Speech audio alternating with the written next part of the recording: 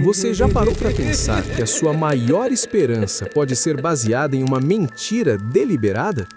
Milhões esperam o arrebatamento, mas a história prova o contrário. Paulo prometeu à igreja de Corinto que eles não morreriam, mas todos viraram pó e ninguém foi transformado. O que você vai ver agora é o desmonte desse castelo de cartas teológico feito pelo professor Fábio Sabino. Ele prova que não existe um único verbo de movimento vertical ou de subida ao céu no texto. O que existe é o conceito de revestimento, não de evacuação celestial. Sabino confronta a história da carochinha dos apologistas e questiona: se nem João Batista foi ressuscitado com a cabeça no lugar, por que você acredita que seu corpo será transformado? É hora de acordar para a realidade e parar de adormecer no travesseiro da mentira. Agradeço a todos por acompanharem essa busca pela verdade técnica. Sem mais delongas, bora pro vídeo. Eu disse isso em algumas lives, mas o negócio tá grave. Eu nunca vi tanta mentira na boca de apologistas. Eles mentem demais. Mentem demais. Dissonância cognitiva é o que eles têm. Para não aceitar a verdade, eles manipulam a informação, manipulam na cara larga, na cara dura. É o que eu venho presenciando constantemente. Constantemente. Um monte de crente por aí manipulando. Um monte, não são poucos não, são muitos. São muitos manipulando. Isso é perigoso. Cuidado você, crente. Não sou eu o herege não, viu? O herege são esses apologistas que fazem uso da mentira. Da mentira e da manobra, tá? O texto está claro, está dizendo, ele está usando a mentira. Está usando a mentira. Está usando a mentira. Está usando a mentira. Vamos lá. A tentativa apologética de ler rapidez no vocábulo mistério, desculpa, da última trombeta, da palavra trombeta, como secreto, é uma confusão conceitual elementar. Rapidez não é ocultamento. Aí tem, na tradição bíblica judaica, presta atenção quando Paulo vai falar da última trombeta. Aí tocou a trombeta, arrebatamento, foi todo mundo para o céu. Isso é maluquice, isso é doença. Doença. Na tradição bíblica judaica, trombetas nunca. Quer falar de simbolismo? Vamos falar de simbolismo. As trombetas nunca acompanham eventos secretos. Elas sinalizam teofanias, que é a manifestação de Deus, julgamento, convocação pública e manifestação real. É público. Não é ocultamento, não. No apocaliptismo judaico do segundo tempo, a trombeta ela marca a ressurreição e o juízo final, não a retirada de um grupo privilegiado que é o arrebatamento da igreja que se coloca. Para não dizer de outros, vamos dizer que é os 144 mil, né? Para piorar ainda. Bom, aí tem a sequência, né? Os mortos ressuscitarão incorruptíveis, né? Ressurreição corporal, não evacuação celestial. Bom, enfim, vou até pular essa parte aqui. Incorruptibilidade. O dado mais embaraçoso para a leitura do arrebatamento é este. Não há um único verbo de movimento vertical no texto aqui de 1 Coríntios, capítulo 15. Me encontre um aí, ó, apologista. Me encontre um. Vamos. Prove o contrário. Né? Paulo não usa anabaíno, que é subir, ananambalo, que é ser levado para cima, harpazo, que é arrebatar, ou qualquer linguagem de ascensão. Não tem. Paulo não trabalha com isso aqui. 1 de Coríntios, capítulo 15. Falar de arrebatamento de igreja. Mas na cabeça de uns tem, né? Se Paulo quisesse falar de abandono do corpo, esse seria o pior vocabulário possível. Pois no grego koiné, o vocábulo endio pertence ao campo semântico do revestimento, não de descarte, que é o revestimento. Nós, que ficarmos vivos, seremos transformados. Vestir-se implica que algo permanece, enquanto outra coisa é acrescentada. O corpo não é trocado como objeto defeituoso. Ele é transfigurado por acréscimo, não negado por substituição. Vai ser revestido. Revestido. É isso que Paulo utiliza o vocábulo. Revestir-se. A apologética é aqui o quê? Desencarnar para subir ao céu. Não está interpretando Paulo, está lutando contra o léxico. A construção tuto, que é o pronome, é igualmente decisiva. Este corruptível, este mortal. Vamos do seu corpo. Aí a patrística, você acha que os pais das igrejas interpretaram 1 de Coríntios, capítulo 15, como arrebatamento? Pega aí. Bom, os grandes pais que trataram a respeito de 1 de Coríntios, Inácio de Antioquia, lá de 110, pai da igreja, não tratou a narrativa como arrebatamento de igreja nenhuma. Se um arrebatamento já fosse parte da fé cristã primitiva no período de Inácio, logo se encontraria em seus escritos. Porém, o que encontra é apenas silêncio, não por ignorância, mas por inexistência do conceito. Inácio não sabe nada a respeito de arrebatamento de igreja. Justino Mártir, o grande apologista, também não. Justino discute especialmente o fim, cita Daniel, Isaías e Paulo, fala de ressurreição, juízo e consumação, e ainda assim não conhece, não sugere e não tolera qualquer ideia de arrebatamento. Não se trata de silêncio acidental, mas de rejeição conceitual explícita. Justino Mártir, esquece. Nada de arrebatamento. Irineu de Leão, outro pai da igreja.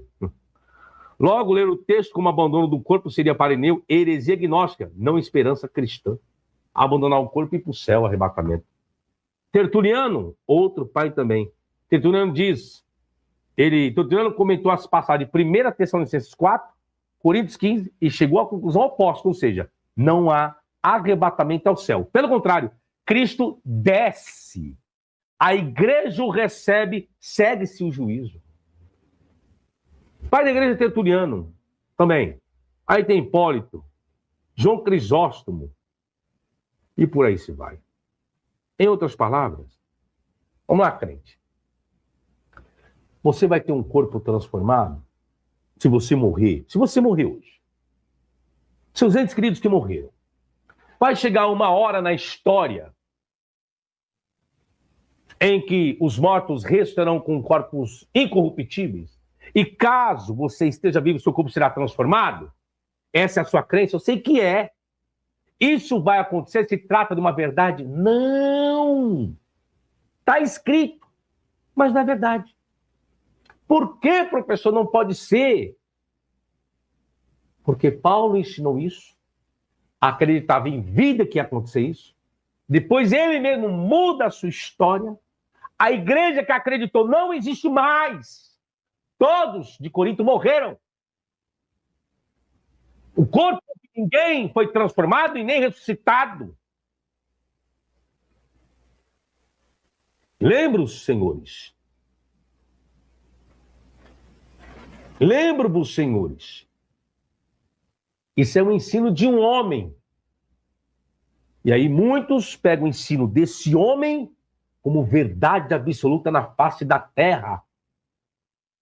50, 60, 80 anos acreditando em algo que não é verdade. E eu não sou ateu.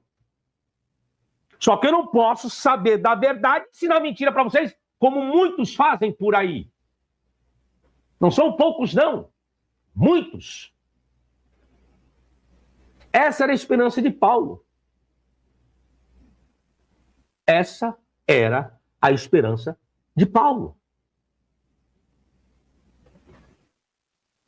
Ele acreditava, novamente, para quem vai falar, não, mas Paulo não falou isso, não. Não, a gente volta o texto aqui. Vamos ver o que Paulo falou? Vamos lá para o versículo novamente? Paulo não falou, não? O que está escrito aqui, então? O que está escrito aqui? O que é isso daqui? O que é isso aqui, senhores? Esse nós serve para quê? Para que serve? Oh, meu Deus. Na verdade, nem todos dormiremos. Olha o que Paulo está dizendo para a igreja de Corinto. Nem todos vão morrer. Olha o que Paulo está dizendo lá. E o povo de Corinto ouvindo. Como que é, Paulo? Nem todos nós morreremos, não. Nem todos morrerão. Naquele período.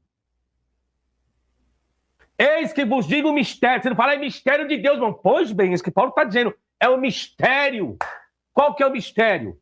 Na verdade, nem todos morreremos, mas todos seremos transformados. No momento, no abrir e piscar de olhos, ante a última trombeta. Porque a trombeta soará e os mortos restarão incorruptíveis. E nós seremos transformados.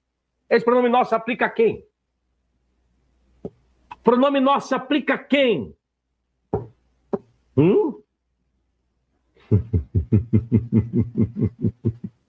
E nós seremos transformados. Porque convém que isto, pronome demonstrativo, mostrando o corpo dele. Porque isto, pronome demonstrativo, o terceiro do infinitivo, que é a, e, i, vamos lá. Porque convém que isto que é corruptível, o corpo, ser revisto da incorruptibilidade, e que isso que é mortal, que é o corpo, ser revisto da imortalidade. Então, dirá, da morte, disso e daquilo, nem todos morreremos. Meu Deus. O que aconteceu com a igreja de Corinto? Tem alguém vivo de lá hoje aqui? Tem? Tem? Não, né? Não, acho que não. Quem de lá teve o corpo transformado? Ninguém. Paulo ensinou uma mensagem de esperança. É uma mensagem de esperança porque pessoas estavam indagando Paulo, bombardeando Paulo. Muitas pessoas morrendo e Paulo pregando de ressurreição de Jesus. E Paulo vê o contexto. Se os mortos não ressuscitam, Cristo não ressuscitou. Pois como alguns podem pregar que não há ressurreição dos mortos, será que aqueles que estavam pregando que não existia a ressurreição dos mortos estavam errados? Será? Será? E aí, crente, quem diz que o seu corpo será transformado? Sabe quem disse? Não foi Deus, não. Foi um homem, Paulo. Sua mãe dele escreveu inspirado pelo Espírito Santo. Só foi o Espírito Santo da mentira. Só se for o Espírito Santo da mentira. Eu gosto quando eu trago essas expressões para os pseudos apologistas fizer o corte, né? Para fazer o react. Tá lá, ó, tá blasfemando contra o Espírito Santo. Sabe nem o que é blasfemar contra o Espírito Santo. Vai estudar primeiro. Vai estudar primeiro que é melhor. Essa é a questão. Um homem influenciador, formador de opiniões, que era Paulo, ensinou um monte de história da carochinha, um monte de ladainha. Muitas pessoas morreram sem porcaria nenhuma, de nada. Aí tem os crentes, hoje, mediante a essa guerra, esperando ressurreição, esperando transformação corporal, esperando arrebatamento. Não, senhores, não, me desculpem. Todos morreremos. Não tem arrebatamento. Não tem transformação de corpo nenhum. Nada. 0 vezes 0. Eu digo porque eu digo não. Acabei de ler aqui o texto. Quer saber se vai existir arrebatamento? Está aqui meu livro. Quer saber se Jesus ressuscitou? Está aqui o meu livro. Quer saber de algumas porcarias que Paulo ensinou? Está aqui meu livro. Está aqui. Mais de 800 páginas. E se Jesus não ressuscitou, tem mais de 500 páginas. Deixa eu pegar aqui 1 Coríntios, capítulo 15. Vou pegar aqui no meu livro aqui. Deixa eu ir aqui para o índice. Falar mais algumas cositas. Eu falei que ele tinha modificado o seu ensino. Pois bem, vou ler aqui no meu livro. Algumas partes daqui. Eu acho lindo isso daqui. O que ele vai ensinar. 1 Coríntios capítulo 15. Jesus apareceu para Paulo aqui outros 500. Deixa eu pegar aqui. Quer ver que ele vai modificar. Eu não quero nem entrar nessa questão aqui. É de Tessalônica, acho que foi de 2 Tessalônica, se não me falha a memória. E aqui nesse livro aqui, ó, eu rebato a tese de William Lane Craig, tá? Ele vai trabalhar aqui na página 415. Argumentos de Craig para a historicidade do túmulo vazio. Vai falar um enterro história e histórico. Paulo soube que Jesus teve um enterro permanente e depois ficou. A história do sepulcro vazio fez parte do material original de Marcos.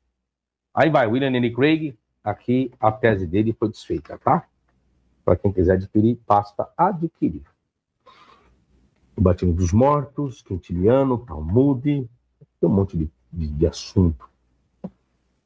Quem entregou que recebeu, onde está o registro, Cepas viu Jesus, disse como assim os 12, nossa, os 500 irmãos, a pessoa de Tiago, Jesus apareceu para Paulo, Paulo falou como abortivo, né? Ô meu pai, a ressurreição dos mortos. Paulo mentiroso, deixa eu ver aqui, 228. Deixa eu ver se eu passo aqui. 228 do meu livro. Eita, meu Deus. Vamos lá. Nossa Senhora. Preste bem atenção. Vou pegar o português bem claro. Mas agora que diz todos os mortos, depois vou vir primícias. Vamos pegar aqui que ele vai colocar. A morte veio por um homem. Aqui é no versículo por versículo, tá? Mas eu quero pegar uma parte aqui. Deixa eu pegar qualquer. Vou pegar antes do versículo. Essa aqui que é interessante, ó. Versículo 13 que eu li para vocês, né? E se não há ressurreição de mortos, também Cristo não ressuscitou. A expressão, se não há ressurreição de mortos, Cristo não ressuscitou, é algo muito forte. Pois é justamente aqui que existe uma grande realidade que Paulo expressou. Ou seja, se as pessoas mortas não ressuscitavam e hoje não ressuscitam, logo Jesus não ressuscitou. É isso que Paulo faz em trocadilho. Essa condicionalidade que Paulo colocou foi o seu maior erro, pois foi daí que as pessoas duvidaram da ressurreição de Jesus, pois se as pessoas que estavam mortas e morrendo naquele período não estavam sendo ressuscitadas, logo eles entenderam que Jesus também não tinha ressuscitado. E assim, todo o ensino de Paulo caiu por terra. É isso que está acontecendo dentro do contexto. Que Paulo, como dizem alguns de vós que não há ressurreição dos mortos? Aí as pessoas acham que o meu livro é escrito algo da minha cabeça. Não, é hermenêutica. É regra contextual. Aí Paulo coloca a condição. Esse Cristo não ressuscitou, é vã a nossa pregação. Porque Paulo estava pregando que Jesus ressuscitou. É vã a vossa fé. Agora não é a fé de Paulo, é a fé do povo agora. É vã a vossa fé. E somos tidos por falsas testemunhas de Deus. Porque temos asseverado contra Deus que ele ressuscitou a Cristo, ao qual ele não ressuscitou, se é certo que os mortos não ressuscitam. Como fala, os mortos ressuscitarão. E Paulo não está colocando no futuro aqui. Ele está colocando no presente. Então, quando Paulo ensina isso para a igreja de Tessalônica, a igreja de Tessalônica está ali. Enquanto Paulo não morre, a igreja de Corinto está ali, acreditando piamente no ensino de Paulo. Paulo está vivo. Ou seja, qual era a esperança da igreja de Corinto? Era Paulo vivo. Agora, vocês imaginem, coloca a imaginação agora. Coloquem. As pessoas que ouviram esse ensino de Paulo, e o dia que ouviram e ficaram sabendo que Paulo morreu. Imaginou? Imaginou? Quando os crentes que ouviram os ensinos de Paulo a respeito de corpo transformado, vinda de Jesus, reino na terra, os santos, os corpos sendo ressuscitados dos entes queridos e os vivos com o corpo transformado quando Paulo morreu. Imagine agora. Será que eles, misericórdia Deus, abençoe o nosso Paulinho, Senhor, nós acreditamos que o Senhor vai fazer conforme Paulo nos ensinou. Vocês estão achando que todos pensaram como muitos crentes pensam hoje? Lógico que não. Muitos modificaram a mentalidade como eu modifiquei a minha. Essa é a diferença. É acordar para a realidade e não adormecer no travesseiro da mentira e ser acordado pela falsidade. Muitas pessoas, com certeza, quando Paulo morreu, xingaram Paulo de tudo quanto é nome. Vagabundo, falso apóstolo. Acreditava que em vida seu corpo seria transformado. Você pregou sobre ressurreição. Cadê agora alguém ressuscitar você, Paulo, para nos provar que o seu ensino é verdadeiro? Poderia muito bem, né, Jesus. Assim como Paulo diz que Jesus apareceu para ele como um abortivo, poderia Jesus esfregar na cara de todos da igreja de Corinto, quando Paulo morreu, ressuscitá-lo.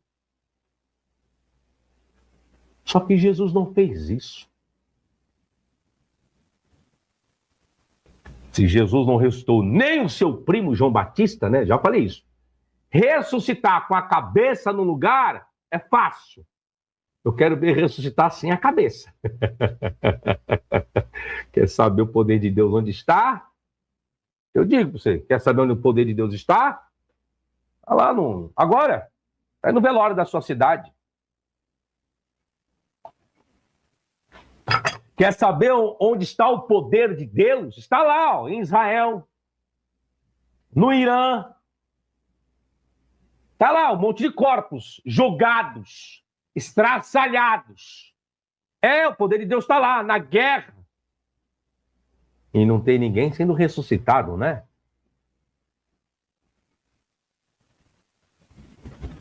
Novamente, quem diz que o seu corpo será transformado? Foi Deus? Foi Jesus? Não! Foi Paulo. Vai ser? Não. Porque Paulo morreu, não foi ressuscitado e nunca será ressuscitado. Por quê? Porque ele ensinou uma falsa esperança. Essa esperança que muitos de vocês aguardam até hoje. Me desculpem dizer, é melhor mudar alguns conceitos, porque esse conceito não existe. Quer saber o restante desse capítulo todo? Está aqui, ó. A igreja será arrebatada? Quer adquirir? Só adquirir por esse contatinho aqui que está passando. Se você chegou até aqui, você acabou de assistir a algo que muita gente evita encarar de frente. Uma análise direta, sem filtro e baseada no próprio texto bíblico. O professor Fábio Sabino não ficou em achismo, ele foi no ponto central: linguagem, contexto histórico e coerência. E é justamente aí que muita doutrina popular começa a desmoronar. Percebe o impacto disso? Não é só sobre arrebatamento ou um detalhe teológico qualquer. É sobre como ideias foram construídas, repetidas por décadas e aceitas como verdade absoluta, mesmo quando o próprio texto não sustenta. E agora fica a pergunta que realmente importa. Você prefere continuar acreditando porque sempre foi assim ou encarar o desconforto de questionar? Porque no fim das contas, não é sobre atacar a fé de ninguém, é sobre buscar a verdade, doa a quem doer. Se esse conteúdo te fez pensar por um segundo que seja, então ele já cumpriu o papel dele. Tamo junto e até o próximo corte.